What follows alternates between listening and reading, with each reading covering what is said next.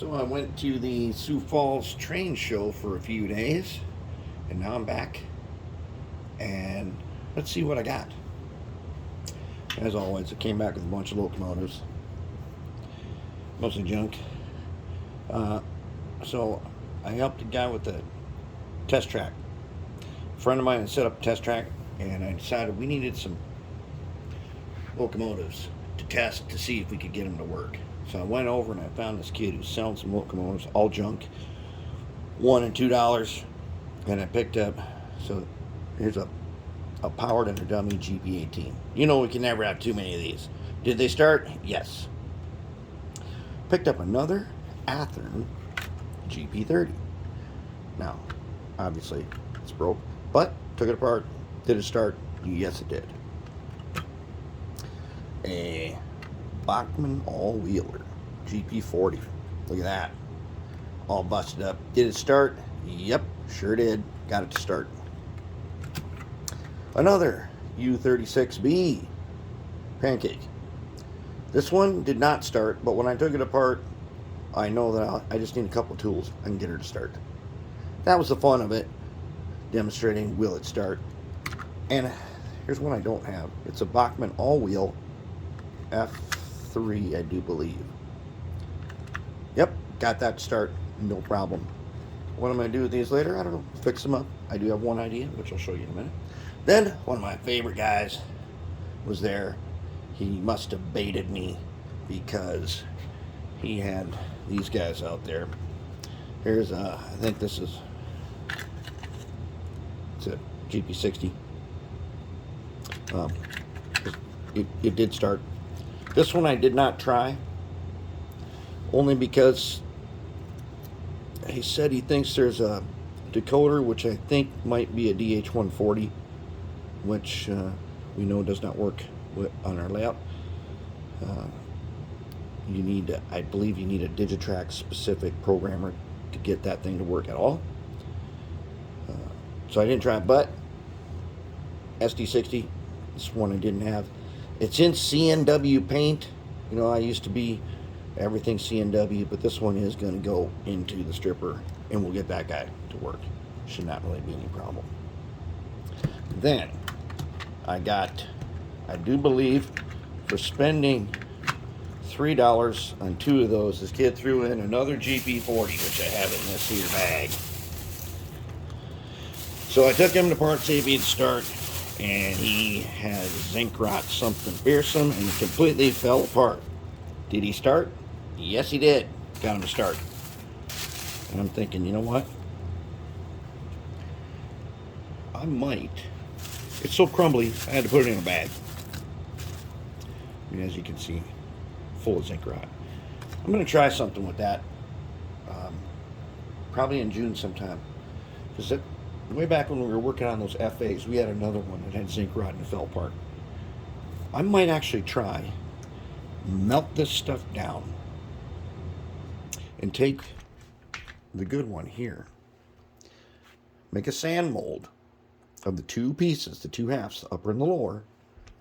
I might melt this down and recast it, because everything else here works. And I don't know if you remember since the last time we worked on these, they have this oddball way of connecting worm gears inside this little housing here. The motor shaft comes in here with another one of these on it, and you just fit this little piece down in there, and it only stays in there because there's a cover on it. But what if we were to take a silicone drive shaft? That's something I want to try. We'll try it on the good one, see if we can get it to work. But he tossed this in there, and I think we can get it to work. Can you believe that? Yes. Just think how far we've come and all the stuff we've done. Do we think we can, if we can fabricate a locomotive, we can fix that? I'm fairly certain we can do that. We're going to find out. If not, we know we can fabricate a frame. Could even redo that shell and maybe get it to work. Okay, then, from various junk piles I picked up. Of course, I had to pick up some more Special Forces gondolas for my Special Forces gondola unit train, naturally. And he tossed in a Army gondola. Pretty cool. And then, so then I picked up these 4. Now, I was also looking for some stuff for a friend of mine, John, who couldn't go to the train show. And he said, find me some stuff. And what I'm thinking right now is this one right here. What is this, a Tyco? Bachmann.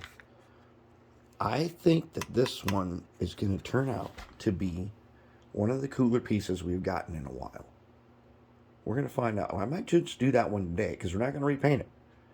But I think we should do something with it so I can show you guys how cool they can actually be. And so then there were 2 of these New Havens just like it. I thought we can do the same thing to them. So we'll do some of that stuff. Then my one other favorite seller, Jesse, he get towards the end of the show, I only had a little bit of money left, and he hooked me up with a couple things out of his pile, including this guy, which he'd been toting around for a long time, and it's, oh man, there's a bunch of corrosion on it. And he said, yeah, he's just been dragging it around for too long. And so I took this one, because I like these big high cubes. I think that'll be pretty cool. And then, various other piles. I got another pair of these guys that we did a while back. Just add them in for a unit train. Got some more gondolas. Always need gondolas. Oh, flat car. I'm going to try a Vallejo wood weathering set on a couple of these flat cars I got in here. And I got this one I've never seen before. Some kind of an animated car. It's a bulkhead that flips up. I don't really know much about it. I don't know I'm going to keep that flip up thing in there. But yeah, it could be an interesting car after we worked a little magic on it. Naturally, I picked up 2 more CBQ high cubes. Never had too many of those, even though that yard is about full of those. And just a couple of miscellaneous things to round out the, I don't remember, it was like buy 5 or something for not very much money. So I picked up a few gondolas and some things. And then I picked up some little parts here and there, some track stops, some kind of a kit to make trucks, a Pike stuff building, 2 of these loading docks. This is an extension of some upper floors for a building that looks like this. Now I have a building that I never built that does look like this. And I don't want to build the whole building. I want to do a backdrop building, and I just want to make it really tall. So here's a couple upper floors to make it taller. Then I picked up this architectural kit because I'd never seen it before, and I did get a really good deal on it. And I believe this is going to be some kind of a backdrop type thing. There's the plans. It comes in this kind of sheet, and I think it makes a pretty cool backdrop thing. So that's pretty good. It wasn't very much, so I had to go for it. Got myself some kind of a centering tool. It finds center of round things. We'll see. Got myself a new framing square, 3-inch framing square. $3. Can't beat that, because I think it was in a junk bin. He's like, I'll give it to you for $3. I'm like, okay, can't pass that up. Always need a steel ruler. And then got one Craftsman kit. Timberline. The loading dock kit. And even though we're not really building buildings right now, a friend of mine is going to build some of these buildings. And so got her she's going to build these Pike stuff ones first, and then probably that architectural kit, and then should be ready to try this guy. Now, this is an old one. Comes with it. These pages are only printed on one side, so that you tack them up while you're working on it, and there's a blueprint for each side.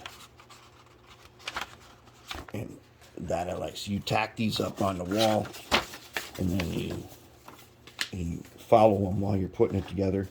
But basically, it is, probably guess, a box of sticks. Pretty cool. craft some kits, you know, that's something that you do for relaxation. It takes you a long time to do them. You make a little bit of progress here and there. And then I got this one, Roundhouse Sand Car. Got that from Jesse. He hooked me up. I didn't have one of these, and he had it in his bargain table. So I thought, let's try it. Let's see what we can do. And that's about it. That's pretty much it, what I got from the train show. Other than, I did find also some large fiber optic cable. There's like 30 feet here. And this we're going to do something special with. Now that we are getting good with this fiber optic cable is big enough that I can heat shrink it to an LED and run a tube of light somewhere. That ought to be fun. But anyways, that is what I got from the train show. Overall, it was a great weekend. I got to witness 4 members of the NMRA got the Golden Spike Award, which is it's kind of like your introduction to doing this achievement program, and it's basically it's kind of a first step. You just demonstrate some basic abilities that you're just a little bit better than getting into a bunch of modeling. All you have to do is put together some buildings. You have to take some rolling stock or some locomotives and do a little bit of work to them. Not a lot. You don't have to paint them or scratch build them or nothing. You just have to show that you can bring them up to the standard of the trains that you run, and maybe change couplers and wheels and add some weight and check heights and things. And that's about it. And then you have to show some little bit of that you can install track. And then you do a little bit of ballasting or a little bit of scenery and some lighting, and you're good to go. You can get the Golden Spike, and that was great. I love seeing that. But anyways, that's what we got to work with. And then we got to get back to it. The Mark X truck, the Mark 10, is ready to get his bottom. And then we'll put together another one. Got the wheel sets ready for that one.